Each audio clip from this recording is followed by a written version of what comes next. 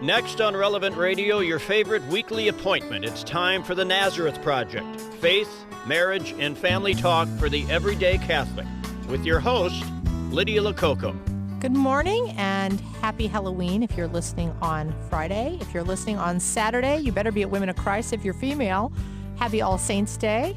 Welcome to the Nazareth Project, Faith, Marriage, and Family Talk for the everyday Catholic. I'm Lydia Lococo, and we're going to muse a little bit today. I just want to do a little background, just so we're all up on our catechesis, a little musing on this All Hallows Eve. Tomorrow is a significant feast day. It is All Saints Day, Saturday, also known as All Hallows, the Solemnity of All Saints, the Feast of All Saints Day. It's a solemnity. It's celebrated on November 1st by the Catholic Church, and the next day, you could be listening on Sunday, is November 2nd. It is the commemoration of all the faithful departed. We call it All Souls Day. In Catholic theology, because I really do live in the shallow end, the All Saints Day that we celebrate commemorates all of those people who we believe have attained the beatific vision in heaven. In many Catholic countries, this is a national holiday.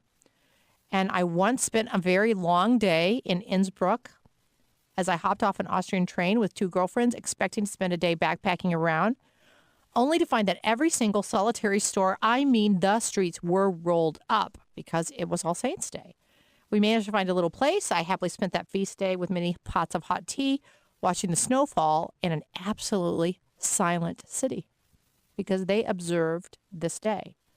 In the Catholic Church, the next day, as I said, is All Souls Day, and we commemorate the departed faithful who we believe have not yet been purified and reached heaven. We can pray for those people, and that's what we spend that day doing. Christians who celebrate All Saints Day and All Souls Day do so in the fundamental belief that we have a spiritual, prayerful bond between the people in heaven, we call them the Church Triumphant, we used to, and the living.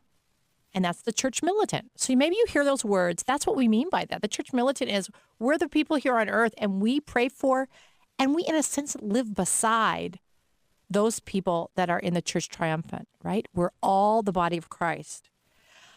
I say this, all of this, not merely to remind you of the solemnity and the feast day and to give you catechesis, but to tell you that both of these days might have a little meaning to you if you know about loss yourself, if you've lost someone. Doesn't matter what age you are. Only if you've really loved someone and if they are no longer here on this earth do these kind of things take on real meaning. It strikes me that losing that special person, a grandparent, a parent, sibling, a child, a friend, carves into you, carves into all of us, a place that is deep and quiet. And in that next year, when you've lost that person, when this solemnity comes around, when these feast days come, you observe them differently, don't you? You observe them, and then you take notice of the Church's teachings, like the communion of saints.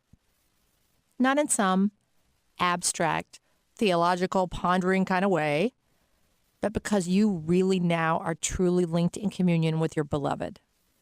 And you know what it is to pray for the repose of their soul. And likewise, you know what it is to pray for their intercession. You have someone in heaven. Because love does not know death. And because they are as close to you as if they were indeed here on earth. And so, as we start the show, I just want to say, Happy Eve of All Hallows. Happy Hallows Eve. This past Saturday, the Holy Father made some comments that I think were worth taking real notice of. Not that everything he says isn't notice-worthy, mind you, but I think these comments really make you stand up and pay attention. And of course, these were not so reported in the press. Let's all take a moment. Boy, that's amazing, isn't it? He spoke of the family, and to be honest with you, he really put it out there. And lest I be accused of spinning his comments, I'm going to let him speak for himself and quote him directly. The family is being hit, the family is being struck, and the family is being bastardized, the Pope told those in attendance at the October 25th audience.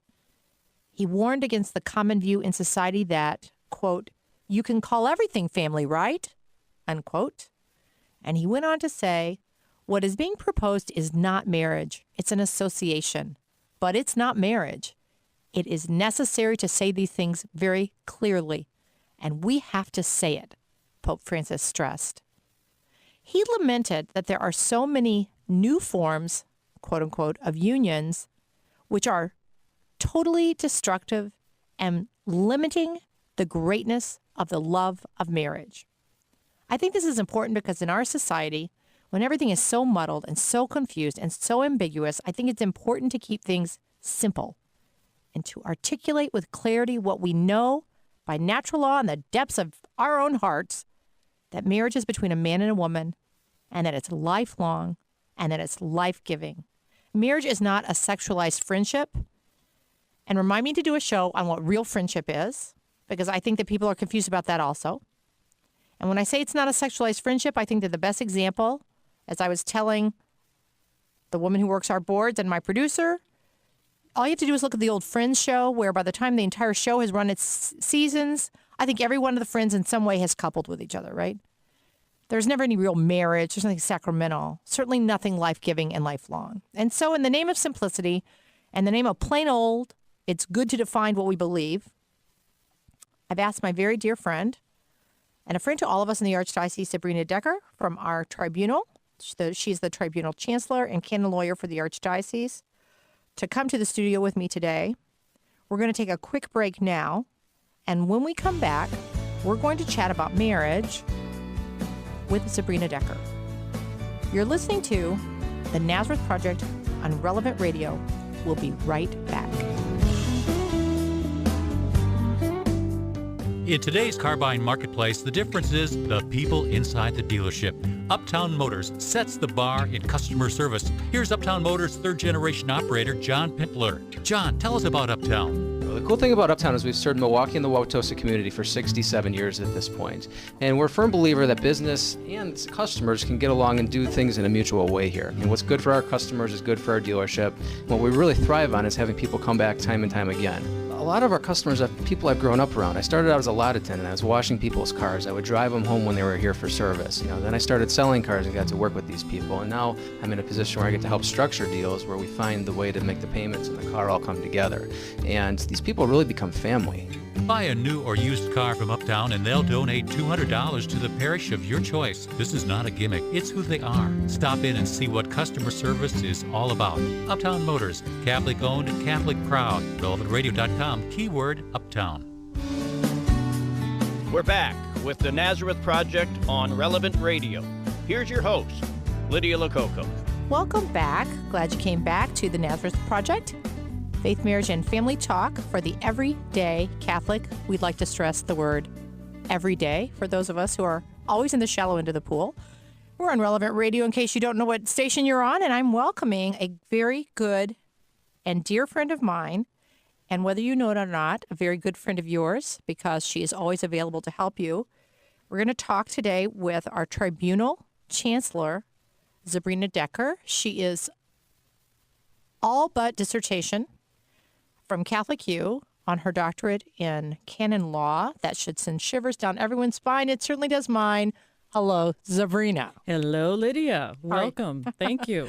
How are you? I'm doing fine, thank you. I feel like I have to give some full disclosure that I needed an elective, and I thought I would mosey on down to the diaconate class that Zabrina teaches and get an easy, I'll sit in the back of the canon law class, pay attention a little bit, and I'll just zip through. Not so much.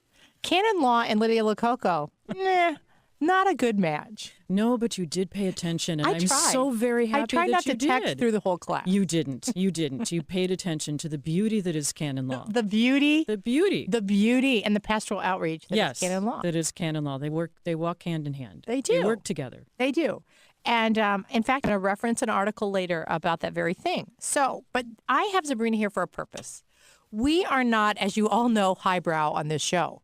We want to talk to the everyday person. And I happen to think that we need to do a lot of evangelizing about your office because you can help a lot of people who might be listening. Yes, and we're very ready to do so. So, Zabrina, Yes. what do you do? In the tribunal, we basically work with those who come to us for declarations of nullity, which are popularly called annulments. But we work with them, we walk with them, we pray with them, and we try and evaluate the information that they bring to us to see if their marriages are, truly invalid or null in the church. And we open up the doors, hopefully, to them to remarry in the church. And that's why a majority of the people do come to us for the process of a declaration of invalidity.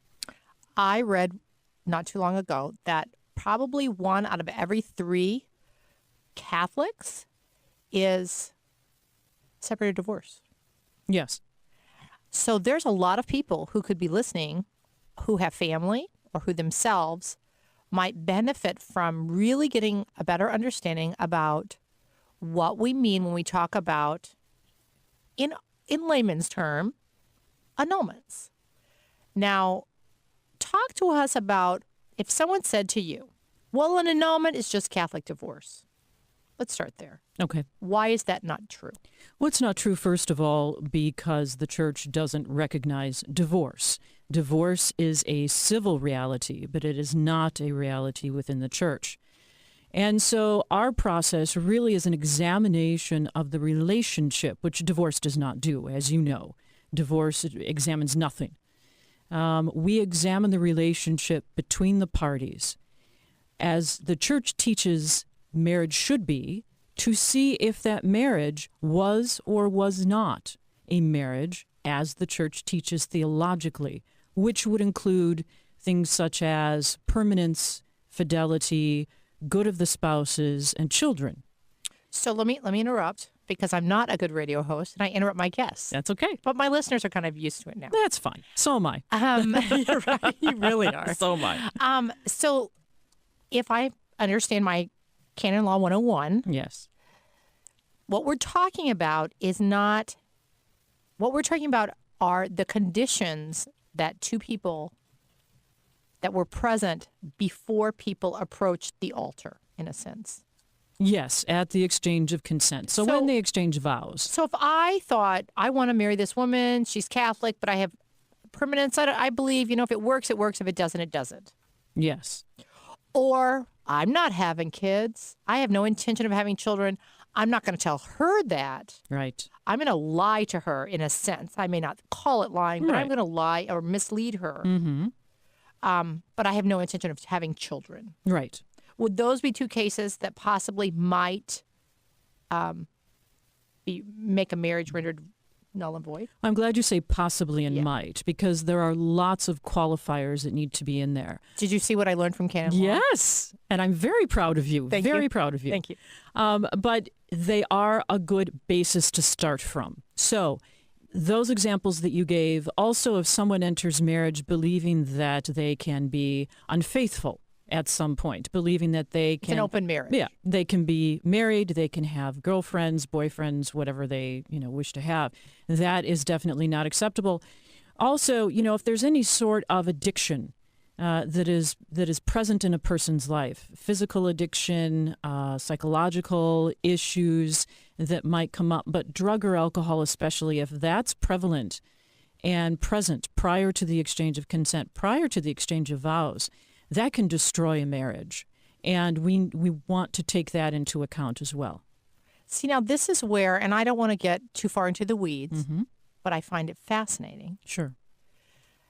because, in fact, I think I did a really good paper and I got an A. Gosh darn it. Yes, you did. Because I find the pre-existing, I find the wounds and the psychological battlefield that is culture now Mm-hmm. to be a very interesting, and this would maybe be for, a nuanced paper on canon law, not for this show, but it is interesting about people who, I won't say let me rephrase it. Are there people who you would say would maybe never be able to enter into the sacrament of marriage because of psychological barriers? I would never say never. I would say there are people who definitely are challenged, especially in their belief regarding marriage, and that's not necessarily Do people know psychological. what marriage is? Well, That's culturally, what I'm going no. for, I know Zabrina. where you're going, and I fully agree. I think in our culture today, everything is so passing. Everything is so temporary. We're taught that if you don't like something, you either throw it away and get a new one, or that there is a medication that you can take to treat a symptom, when we're not really looking at what is at the basis of our illness or the basis of our unhappiness. And so people are willing to leave marriages rather than do the hard work of trying to work on issues that might surface. And I don't think that that's necessarily something that is rampant, but I think it is something that we need to be definitely aware of, simply because we see that as a pattern today. And I think that's one of the biggest problems. And when you look at issues too, you know, one of the major issues out in the society today, and you and I have spoken about this before, is the prevalence of pornography. And I think that's something, you know, we could do a whole show just on that and how that affects a man or a woman, a relationship between the two, and especially in marriage. And so there are so many pieces that need to be considered. But I think the biggest part of it is that, you know, here at the Archdiocese and the Tribunal, we want to deal with the persons who come to us, the people who come to us. Everyone is different. Every marriage is different. The reason for its ending is different, simply because every relationship is different. So we want to be welcoming to people, open to people. We will listen and walk with people. And I think that's the biggest thing that I would really like to get across today with you, because I think it's extremely important to welcome people and to help them walk through this process. It is not an easy process. And I think that is something that everyone recognizes. But it is something that the church gives us in order to bring us back and to reconcile us and to bring us back to the altar for maybe another marriage in the church. Let me ask you a question. I'm going to get some basic information out to people, because I really want people to come to your office. And I mean, Zabrina would sit and just have a casual conversation for just informational purposes. It's not like you have to come saying, yes, I want to do the paperwork and start an annulment process. She will just have an information. Am I correct? You would be happy to do that. Sure, I'm happy to do that. And everyone on my staff is also very capable of doing that and very happy to do that. How many people are in your office? We have 7 right now, and all of them are very, very well trained, not only in canon law, but they're just good people, and they believe in what they do, and they're very much involved within the ministry that we have.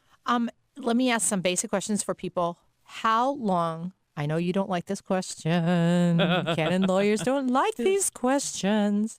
How long does the average annulment, it's a fair question, Zabrina, take? It's Average, a fair question. Well, see now, Lydia, you have to be careful with that question. Average is the word.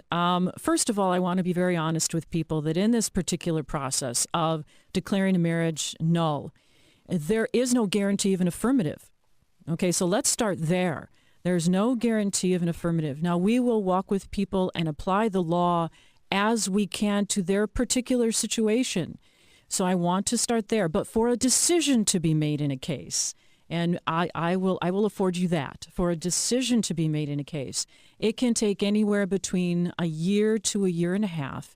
And that's for a case that we would consider uncomplicated, but that's because of the many steps involved and the fact that we want to interview, we want to talk to every person who comes to us.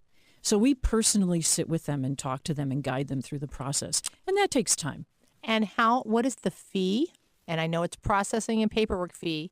Folks, nobody's pocketing money. You know that. I mean, but I just think there's still like bad, bad PR out about some of the offices when they charge a basic fee for this very long process. How much would the ballpark figure be? Right. Right now we ask for $525. Now, that's half of the actual cost. The other half comes to us from the Catholic Stewardship Appeal, so please donate. Please give to the Catholic Stewardship Please Appeal. donate. Always. Early and often, kind of like voting in Chicago. But I'm going to but tell on that I know one. you are. I know you are. But I'm originally from Illinois. I can say that. I So can say around that. $500? So around $525. If someone cannot pay, we can reduce that fee. We have a sliding scale. And if someone is, and we never require payment, we can waive the fee. The Archbishop has allowed us to do that, so we can waive the fee. He's a keeper. He is.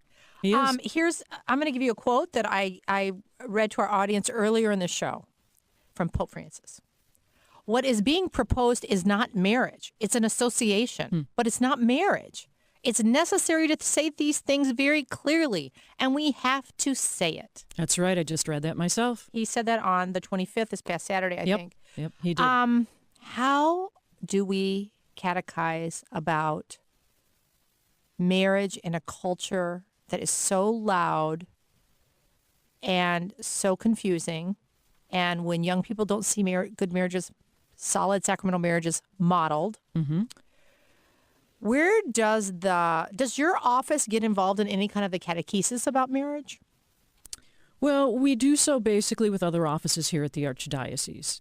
So we will join our efforts with theirs, and we have done that previously. We try and work with premarital preparation, and I believe it needs to start young. That's my personal belief. It needs to start young. We can't just have them come to us when they're ready to be married. Like, I'm 27. Right. No. I've lived with her for Yeah. 5 years. No, we've already lost them there. Dad wants me to get married in the church. Right, and it's a pretty church, and so Grandma wants me there too, and so we're going to go there. No, this has to start in grade school. Absolutely not. Absolutely not. No, this has to start in grade school. Catechesis actually has to start actually in the home. Like when they're is young. where it should start, That's a even good idea. before they get to grade You school. should write that down. I should. I'm not. I'm sure I'm not the only one who's come up with this, though, Lydia. So I think I've heard that before. Let's But be ambassadors for Christ and talk about marriage. How about that? We need to do that. But the thing is, too, we need to catechize the parents. We need to catechize the grandparents. And they are the first teachers. The parents are the first teachers. And so we need to make sure they know what they are talking about and that they are modeling well for their children. And part of our process in the tribunal helps them do that. We bring them back to the church. It helps them do love that. that. So even if they're not interested in remarriage, if they wish to come to us and have their previous marriage declared null, enter into that process, it's cleared up. And so, they model that for their children. So they need to teach them about marriage, but they need to know what marriage is in the church. And hopefully we can help with that. I think this is wonderful. I think Zabrina is the unsung hero in the whole Cousin Center. She's so helpful, and it's. I don't think people understand the pastoral ministry of the tribunal office. It's not about papers and processing. It's real ministry, and only she can make canon law interesting. But the theology behind it is very important, and it's a beautiful, beautiful gift to the church. For more information about the tribunal office, you can go online at archmill.org/offices/tribunal. You can email them at tribunal@archmill.org, or you can email Zabrina directly at DECKERZ, Decker, Z, at archmill.org. She is very generous of spirit and will answer any of your questions. We are going to take a quick break now. Zabrina, thank you so much. Thank you, Lydia. We're going to have you back on. Please do. I'd be love happy to talk come about back. the pornography thing, especially in relation to marriage and all of those issues. You bet. We're going to take a quick break. When we come back, it's going to be time for our community bulletin board. I'll keep you up on everything that's going on in the Archdiocese. You are listening to the Nazareth Project on Relevant Radio. We'll be right back. In today's car buying marketplace, the difference is the people inside the dealership. Uptown Motors sets the bar in customer service. Here's Uptown Motors' third-generation operator, John Pintler. John, tell us about Uptown.